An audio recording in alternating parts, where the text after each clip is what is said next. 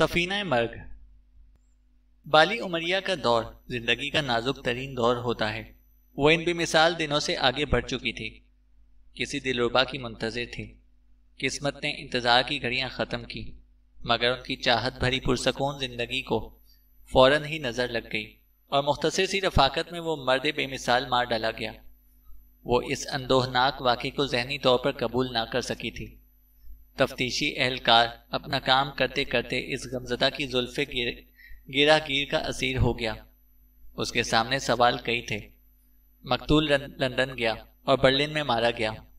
रियासती रमूज़ और मोहब्बत के रचाव में उलझी एक खून आशाम दास्तान, जिसकी हर सतर सनसनी और तजस्सुस से लबरेज है। मुसन्निफ अमजद रईस। पॉटर ने पहली घंटी पर रिसीवर उठाया। आवाज़ सुनते ही उसने रिकॉर्डिंग के बटन को हिट किया। ट्रांस चैनल कनेक्शन के जरिए ओहारा की आवाज आ रही थी। ओहारा, पॉटर चिल्लाया, तुम कहाँ हो?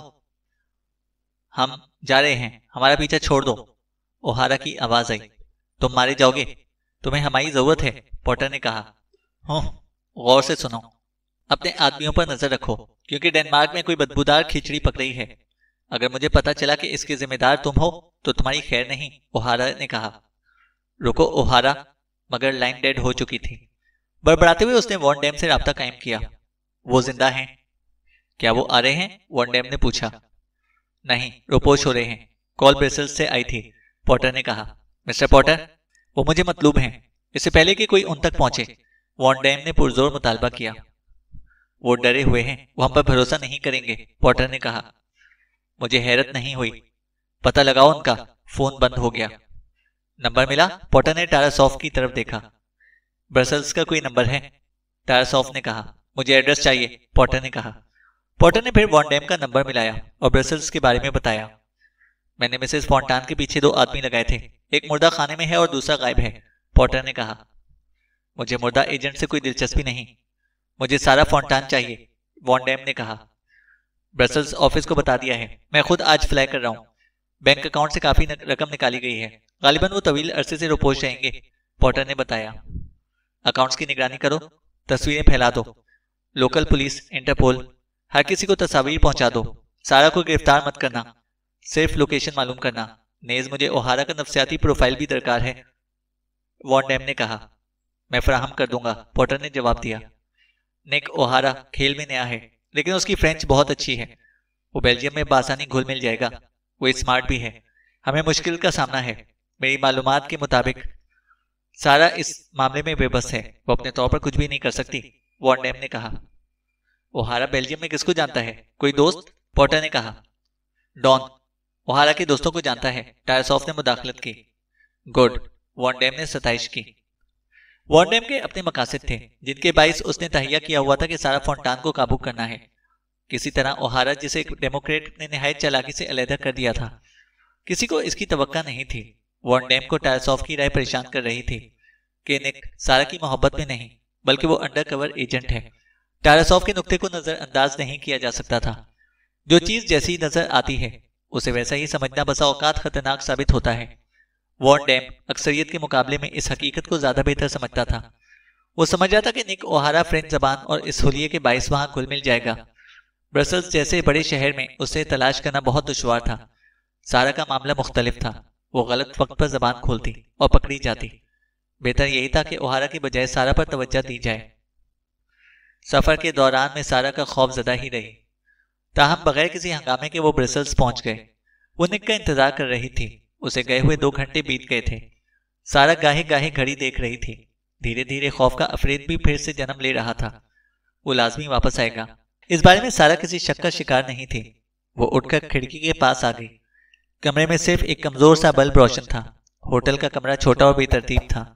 इसे भूख लग रही थी, लेकिन निक का इंतजार जरूरी था। अचानक सीढ़ियों पर आहट उभरी। दरवाजा खुला और बंद हो गया। वो भड़क उठी। कोई अजनबी था। वो घबरा गई, लेकिन चाबी उसके पास कहां से आई? सारा मुंजमद रह गई। उसने स्याह रंग की मछेरों जैसी टोपी पहनी हुई थी, जो नीचे की तरफ झुकी हुई थी। अज्जली सिगरेट से धुआं उठ रहा था। मछली और वाइन की बू आ रही थी। शानों पर बोसीदा जैकेट थी, लेकिन जब उसने ऊपर निगाह उठाई तो सारा बे इख्तियार हंस पड़ी। निक, ये तुम हो? सारा ने कहा। कैसे यकीन दिलाऊं? उसने शरारत से जवाब दिया। यकीन आ गया, सारा ने कहा। यह सब जोई था। उसने एक थैला उसके हवाले भी किया। तुम भी हुलिया बदल लो, कोई पहचान नहीं सकेगा। एक बात का ख्याल रखना कि तुम गूंगी हो, निक ने हिदायत दी। निक, सारा बोली। हूं, निक ने कहा। तुम जब जब से मिले हो मुझे कंट्रोल किया हुआ है, सारा ने कहा। तुम पर या सिचुएशन पर? निक ने पूछा। दोनों पर, सारा ने कहा। शायद। जब मैं लंदन पहुंची तो तुम भी पीछे आ गए और तुम गुस्से में थे, सारा ने कहा। हाँ, बहुत ज्यादा, निक बोला। मेरी गर्दन मरोड़ने पहुंचे थे ना, सारा बोली। सच्ची बात है, कुछ ऐसा ही सोचा था, फिर इरादा बदल दिया, निक बोला। क्यों? सारा ने पूछा। पुलिस स्टेशन में तुम एक्सपोज हो गई थी, बुरी तरह टूट फूट गई थी। मुझे ख्याल आया कि तुम्हें मदद की जरूरत है, सारा। मैं जानता हूं कि आम हालात में तुम अपना ख्याल रख सकती हो, लेकिन ये आम हालात नहीं है, निक ने कहा। सारा ने बहस नहीं की। ओके, मैं तस्लीम करती हूँ, मैं थक गई हूँ, हरासा हूँ, लेकिन मुझे कमतर मत समझो। मैं जिंदा रहने के लिए हद पार करने की कोशिश करूंगी। अच्छा बताओ, इस वक्त तुम कौन हो? निक ने कहा। एक मछेरे की बीवी। गरीब मछेरा। ऊपर से 6 बच्चों ने मेरी जिंदगी अजीरन की हुई है। मेरा शौहर, मतलब तुम ज्यादातर घर से बाहर रहते हो, हम एक दूसरे से लड़ते रहते हैं, सारा ने कहा और मुस्कुराई। ठीक है, निक बोला। एवी के कॉटेज से जो बिल लिए थे वो कहाँ हैं? निक ने पूछा। सारा ने तीनों बिल निकाले। पहला बिजली का बिल था, दूसरा क्रेडिट कार्ड का बिल था और तीसरा। दोनों चौंक उठे। उस पर बर्लिन का फोन नंबर लिखा हुआ था। ये लास्ट एंट्री देखो। वो जानती थी कि साइमन बर्लिन में कहाँ है, निक ने कहा। सुबह रोशन और खूबसूरत थी। प्लेटफॉर्म पर निक और सारा एक दूसरे से 12 गज के फासले पर खड़े थे। वक्तन फवक्तन वो एक दूसरे पर सरसरी निगाह डाल लेते थे। निक को शिनाख्त करना नामुमकिन था। दूर से ट्रेन की आवाज उभरी। मुसाफिरों ने उठना शुरू किया। ट्रेन प्लेटफॉर्म पर रुक गई। मुसाफिरों में हर किस्म के अफराद थे। सारा ने देखा कि निक सिगरेट को जूते तले मसल रहा है। उन्होंने एक दूसरे की तरफ देखना बंद कर दिया। निक ट्रेन पर सवार होकर खिड़की के करीब जगह संभाल चुका था। सारा आहिस्ता आहिस्ता कतार के साथ खिसक रही थी। चंद गज रह गए थे, फिर वो ट्रेन में होती। माअन उसकी निगाह से रोशनी का इनकास टकराया। वहम और खौफ के बायस उसने आहिस्तगी से इनकास के रुख पर देखा। सूरज की रोशनी सिल्वर के फ्रेम से मुनकिस हुई थी। फ्रेम में तारीक शीशे थे। सारा का दिल जोर से धड़का। टिकट विंडो के करीब वही आदमी खड़ा था जिसने पीजों में उनका पीछा किया था। उसकी नजरें ट्रेन के दरवाजों पर थीं। उसके जिस्म का पेस्टर हिस्सा प्लेटफॉर्म के पोस्ट के पीछे था। ताम सारा ने वहशी को पहचानने में गलती नहीं की थी। सारा के जिस्म में खून जम गया था। अगर वो कतार में इसी तरह बढ़ती रहती तो उसकी तेज निगाह में आए बगैर नहीं रह सकती थी। पहला ख्याल उसे मुड़कर भागने का आया, लेकिन ऐसी कोई भी अचानक तहरीक उसकी तवज्जो खींच लेती। उसे बढ़ते रहना था, मुबहम उम्मीद के सहारे कि वो उसे पहचानेगा नहीं। बेचैनी से उसने वो खिड़की तलाश करनी चाहिए जहां निक मौजूद था, ताकि उसे इशारा कर सके, लेकिन उसकी खिड़की दूर हो चली थी। वो कोई मनहूस लम्हा था जब आगे वाले बूढ़े मुसाफिर का टिकट गिर गया। वो उसे उठाने के लिए आहिस्ता से झुका। ओ डियर गॉड प्लीज, उसने दुआ मांगी। वो बज़ाहिर एक बेल्जियन वाइफ थी, शायद स्याह विग मदद करे। कातिल के जहन में सुर्खी माइल बाल होंगे। दिल बेतहाशा धड़क रहा था। मैडम, बड़े मियाँ ने इसकी आस्तीन पकड़ ली। वो अहमकों की मानिंद उसे देख रही थी। वो तेजी से फ्रेंच में कुछ कह रहा था। सारा ने उसका हाथ झटका, लेकिन वो भी जान को अटक गया। वो गिरे हुए औरत के स्कार्फ के बारे में कुछ कह रहा था। उसके इशारे पर सारा की समझ में आया। सारा ने नफी में सर हिलाकर बताया कि वो स्कार्फ उसका नहीं है। बड़े मियाँ ने शाने उचकाए और एक तरफ को चल दिया। सारा की आंखों में आंसू आ गए थे। उसने ट्रेन पर सवार होने के लिए कदम उठाया, लेकिन कोई उसके रास्ते में हाइल था। उसने नजर उठाई। मौत का चेहरा उसके सामने था। वो मुस्कुरा रहा था। मैडम आओ, उसने नरमी से कहा। नहीं नहीं, उसने पीछे हटते हुए सरगोशी की। वो उसकी तरफ बढ़ रहा था। हाथ में कोई चमकदार शय थी। सारा ने खुद को पीछे की जानिब गिरता महसूस किया, लेकिन ये वहम था। ट्रेन आगे जा रही थी, इसलिए यूं लग रहा था जैसे कि वो पीछे जा रही है। सारा ने ट्रेन डोर की झलक देखी। 50 गज बाद वो प्लेटफॉर्म छोड़ देती। सारा के फरार का आखिरी मौका।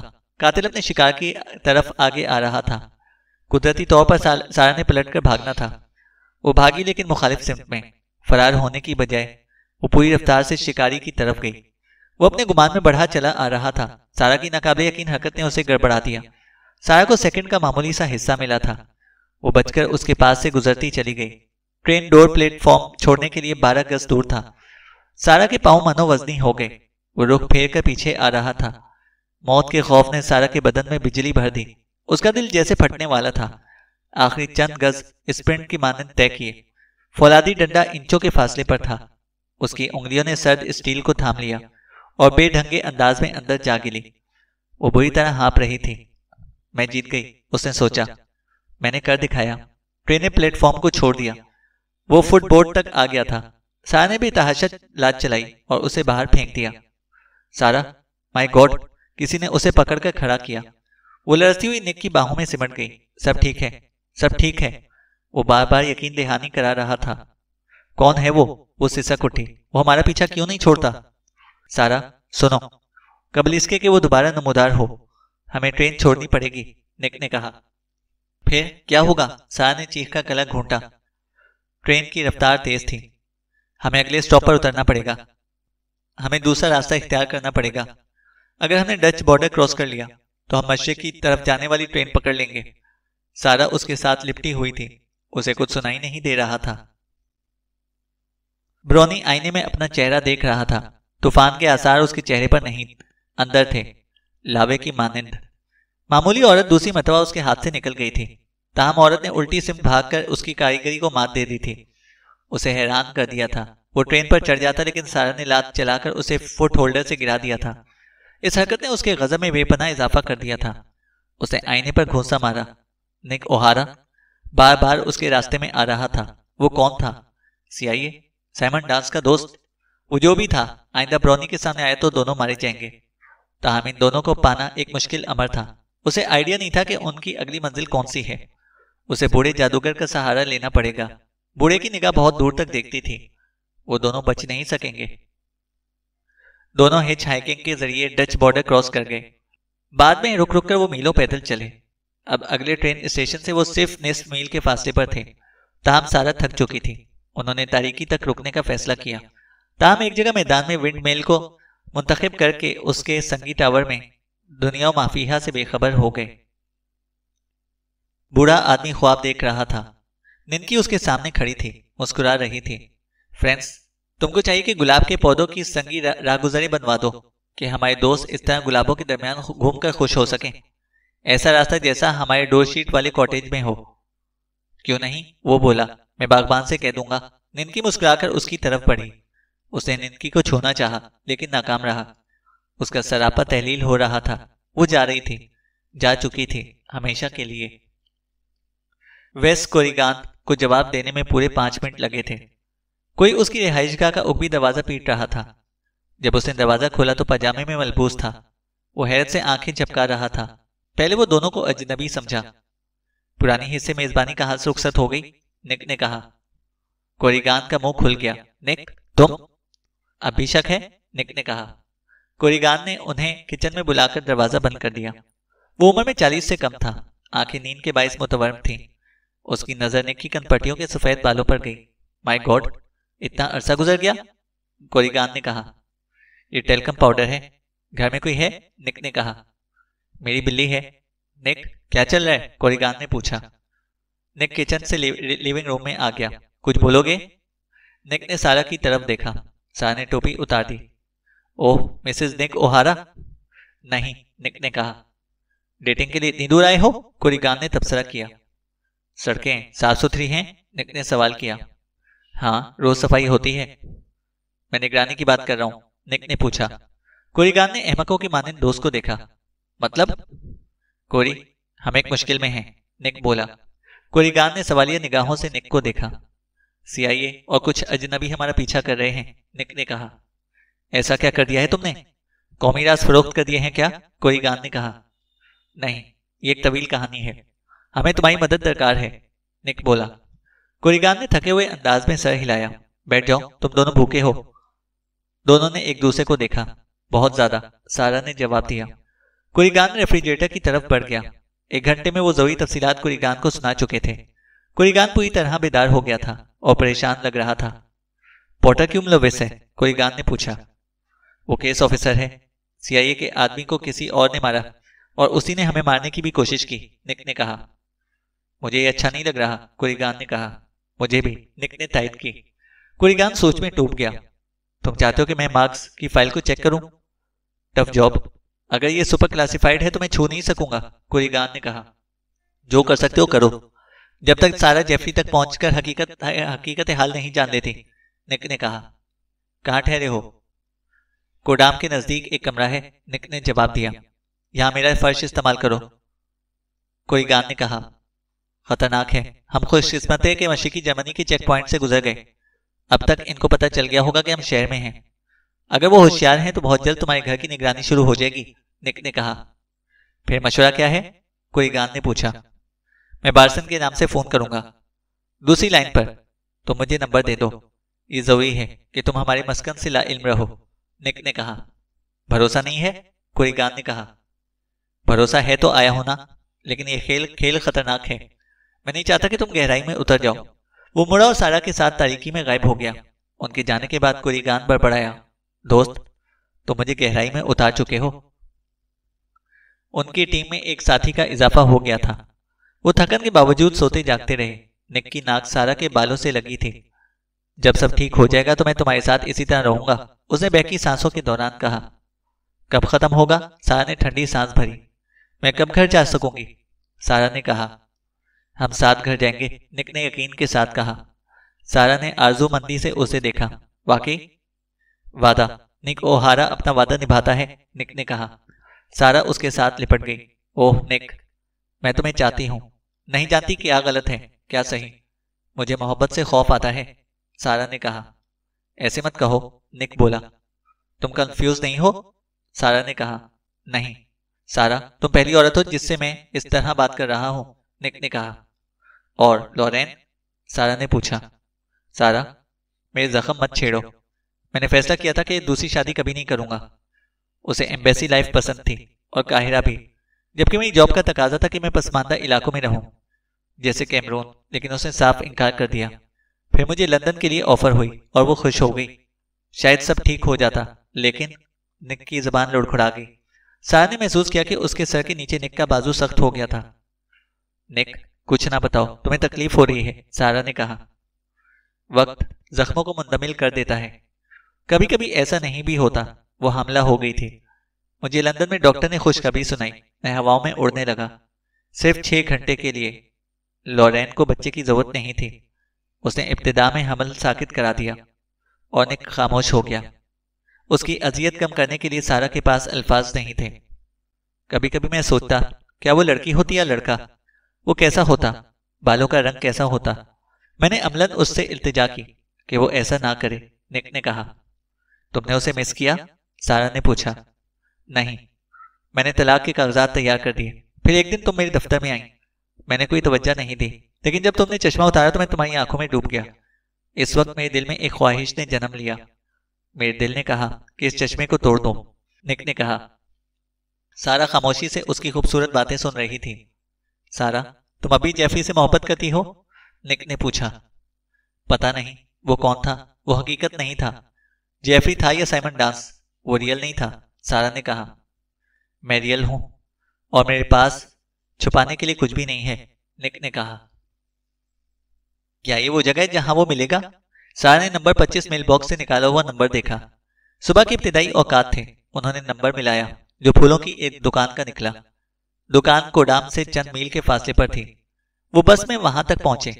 ये माकूल इलाका नहीं था। जेफरी कहाँ होगा, सारा ने सोचा। एक ब्लॉक के फासले पर उन्होंने दुकान तलाश कर ली। ये गंदी खिड़कियों वाली छोटी सी दुकान थी। ज्यादातर फूल गुलाब के थे। 50 साल की फरबा औरत बुके बनाने में मसरूफ थी। चंद सेकंड के लिए उसने सारा को देखा, फिर उसकी निगाह निक पर जम गई। गोटांग, निक ने सर हिला दिया। गोटांग यानी गुड डे। निक ने अतराफ में नजर दौड़ाई। मोटी औरत अपने काम में लगी रही, फिर सारा की तरफ मुतवज्जा हुई। जा, उसने नरमी से कहा।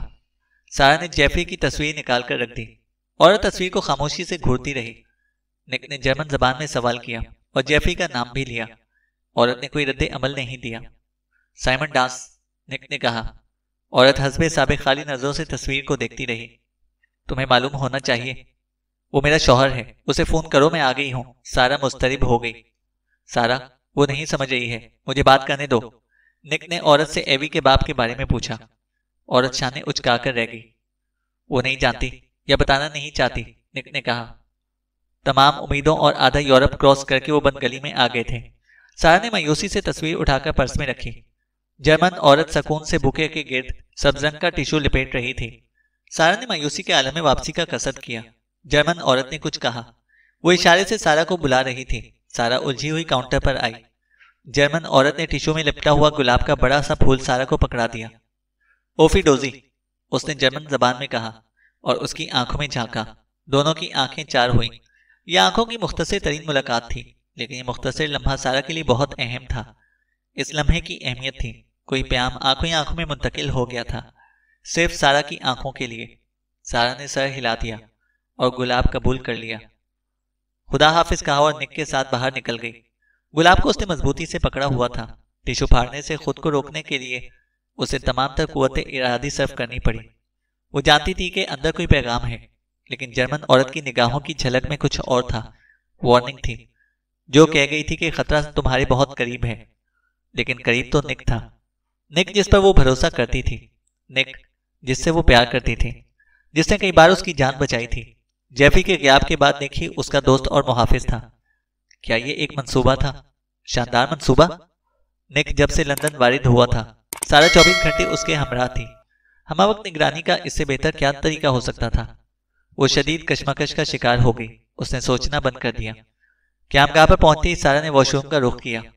लर्जा हाथों से टिश्यू पेपर फाड़ा। पैगाम जल्दी में पेंसिल से लिखा गया था। पट्स डुप्लेस, कल 1 बजे किसी पर भरोसा मत करना। वो आखिरी 3 हरूफ को तकती रही। Trust no one. क्या वो गलतियां करती आई थी? मजीद की गुंजाइश नहीं थी। जेफरी की जिंदगी का इन्हिसार सारा पर था। उसने टिश्यू के पुर्जे पुर्जे करके टॉयलेट में बहा दिए।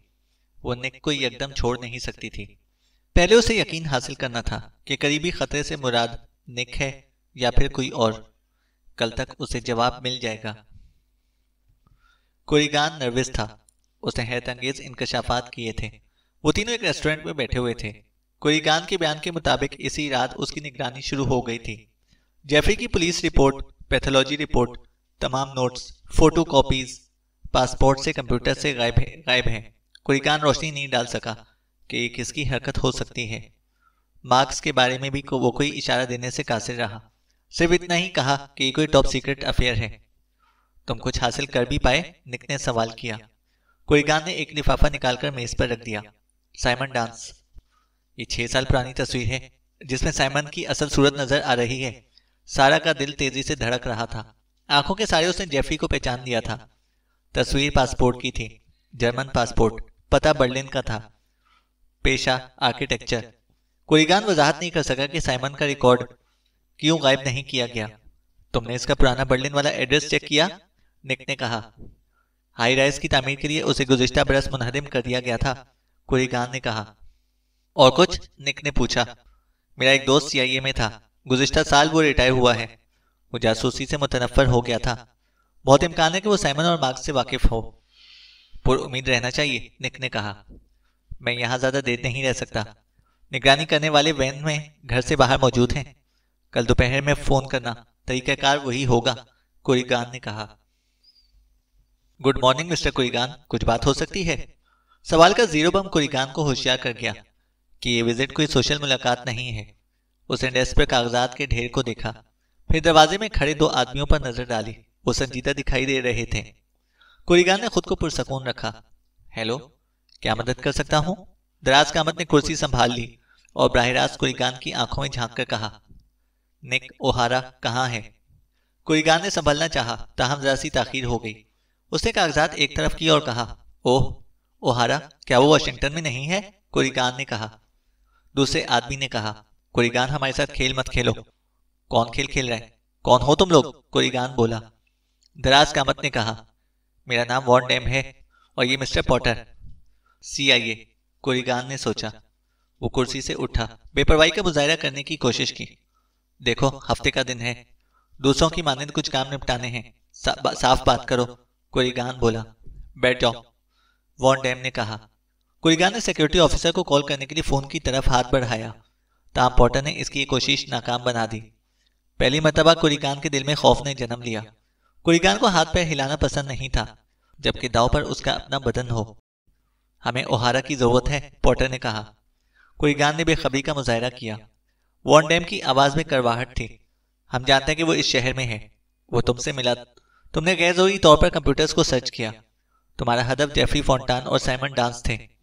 फिर तुमने मार्क्स नामी शख्स को तलाश करने की कोशिश की। ये सब कुछ तुम ओहारा के लिए कर रहे थे। हमारी मालूमात को चैलेंज करने की कोशिश फजूल है, पॉटर बोला। क्या मामला है? कुरिकान ने पूछा। उसके साथ एक औरत है, दोनों की हिफाजत का मामला है, पॉटर ने कहा। ओह, कोई और परियों की कहानी? वॉन डैम आगे को झुका। ये मौत का खेल है, उन्हें प्रोटेक्शन की जरूरत है, वॉन डैम ने कहा। मैं कैसे यकीन कर लूं? कुरिकान बोला। अगर नहीं करोगे तो उनका खून तुम्हारी गर्दन पर होगा, वॉन डैम बोला। मैं माजरत ख्वाह हूं, कुरिकान ने इनकार कर दिया। वॉन डैम और पॉटर ने एक दूसरे को देखा। अपने आदमियों को अरेंज करो, हम सीधा तरीका इख्तियार करेंगे। इंतजार, ओहारा की कॉल आएगी। कुरिकान, तुम इमारत में रहोगे, वॉन डैम बोला था।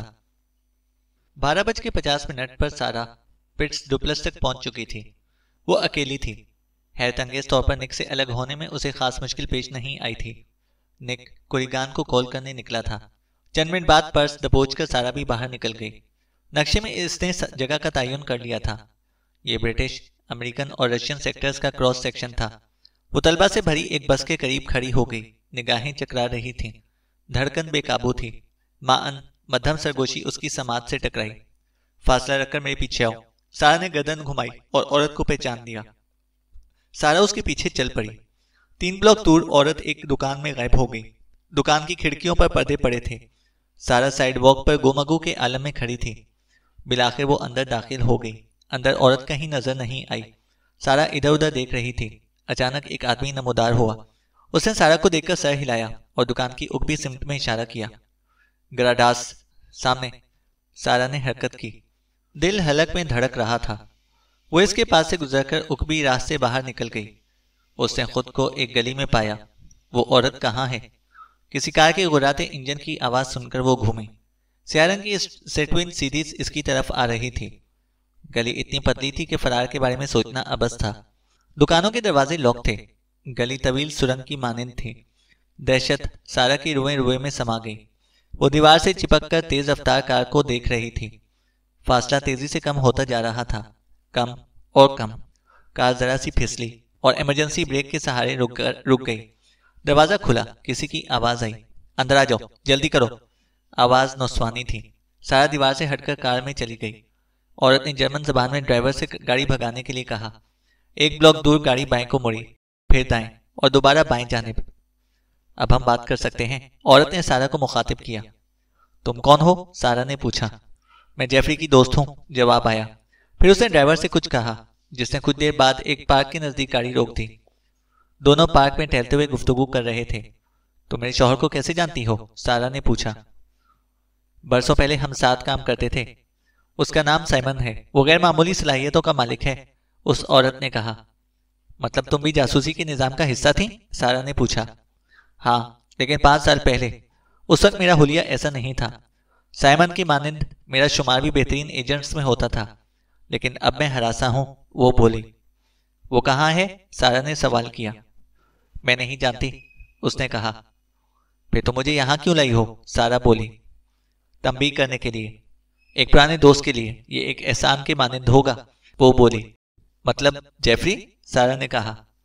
हाँ, इस धंधे में सच्चे दोस्त अनका हैं, और अगर होते हैं तो वो जान से ज्यादा अजीज होते हैं। मैंने उसे आखिरी बार चंद हफ्ते कबल देखा था। वो भी धंधे से अलग हो गया था, लेकिन यहाँ बर्लिन में वो फिर पुराने रूप में था।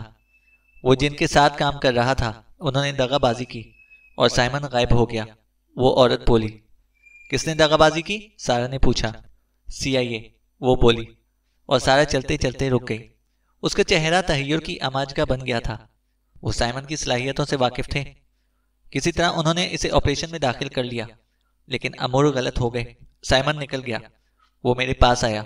मैंने उसे नया पासपोर्ट, शनाख्त और बर्लिन से निकलने के लिए जरूरी अशिया फराहम की। उसने पुरानी शनाख्त खत्म कर दी। मैं उदास थी। उसने ज्यादा वक्त मेरे साथ नहीं गुजारा। तुम्हारा फोटो मैंने उसके वॉलेट में देखा था, इसलिए मैंने तुम्हें कल को पहचान लिया था।